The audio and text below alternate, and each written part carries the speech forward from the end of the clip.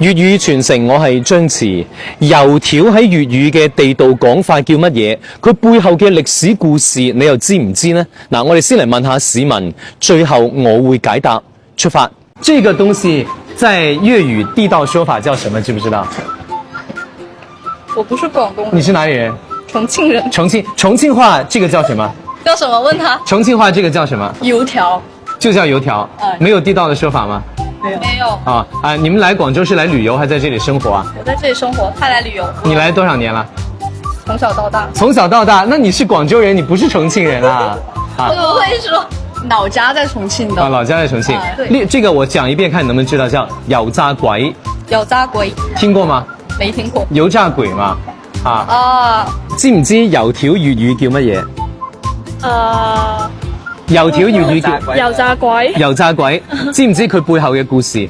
唔知啊。唔知平時講粵語多定係普通話多啊？我返學要講普通話多。喺屋企係講粵語嘅。係。好。可唔可以問你今年係大概幾多歲啊？17歲。17歲，好多謝。油條嘛，佢有一個地道講法嘅。油炸鬼。油炸鬼。你係邊度人？我係肇慶人。肇慶人。喺廣州生活幾長時間啊？半年。知唔知油炸鬼背後嘅歷史故事㗎？唔知。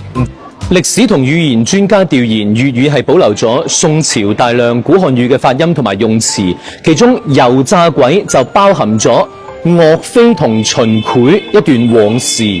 話說喺881年前嘅1142年，奸臣秦檜同佢老婆王氏害死咗岳飛，民間嘅百姓敢怒不敢言，於是呢，佢哋就做咗一件事，就係將兩條麵團整成咗秦檜同佢老婆企住嘅樣。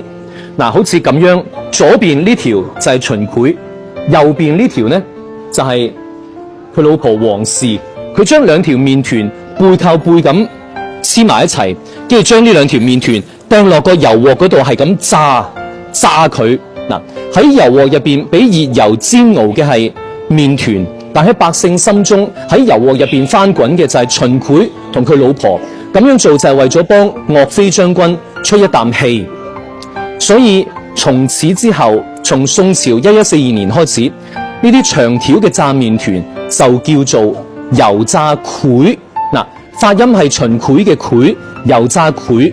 但係因為檜呢個字嘅發音，你一發出嚟嘅時候呢，你嘅下嘴唇需要嘟埋個嘴，檜咁樣發音係比較困難，所以慢慢咧就出現咗一個懶音化，就將油炸檜嘅檜化成咗一隻鬼兩隻鬼嘅鬼，油炸鬼，咁就變咗而家我哋將油條叫做油炸鬼啦。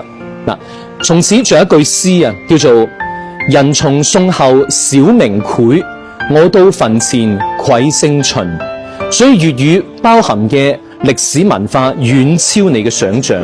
最後想問下，你係邊度人啊？喺你嘅家鄉油條叫乜嘢？評論區寫出嚟啊！